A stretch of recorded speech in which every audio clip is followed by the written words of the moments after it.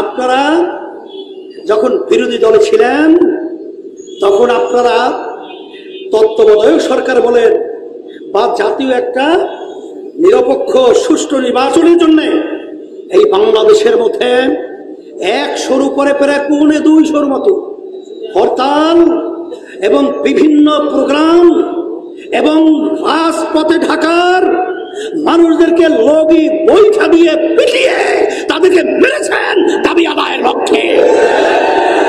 আর আজকে আপনার ক্ষমতায় যাওয়ার পরে আজকে ওই আমরা বইতে পড়েছিলাম ছোটবেলায়, পাখি গাছের মাথায় উঠে টুনটুনা টুনটুন।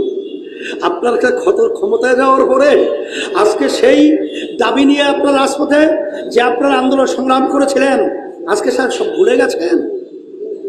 আজকে বাংলাদেশে সিংহভাগ নিবন্ধিত রাজনৈতিক দল, আজকে বাংলাদেশের সব শ্রেণীর সচেতন মানুষ আজকে সর্বমহলে আজকে একটা আওয়াজ উঠছে যে বাংলাদেশের ভিতরে এই একাদশ জাতীয় নির্বাচন হতে হবে জাতীয় সরকারের অধীনে।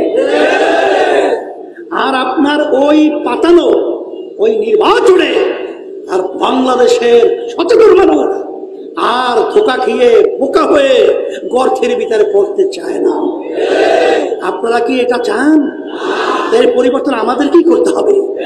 এই জন্য আমি আমার ভাইদেরকে বলবো, সরকারের শুভবুদ্ধি উদয়ের জন্য, দেশকে সুন্দরের জন্য এবং দেশের এই অসহিংস ঘটনাকে থেকে বাঁচার জন্য আর আজকে সুন্দর পরিবেশ তৈরি করার জন্য, আর ও কথা আমি বেশি বলবই না।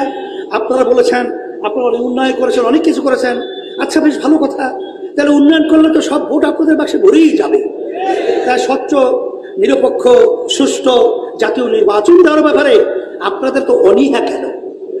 আপনার ভোটের ময়দানে আসেন, বিএনপিও চায় স্বচ্ছ একটা নির্বাচন, ইসলামী আন্দোলন চায় স্বচ্ছ একটা নির্বাচন, বাংলাদেশের সব শ্রেণীর এবং সমস্ত রাজনৈতিক বিজ্ঞজন চায় সুষ্ঠু একটা নির্বাচন, বিদেশি সহ সর্বত্র সবাই চায় সুষ্ঠু একটা নির্বাচন।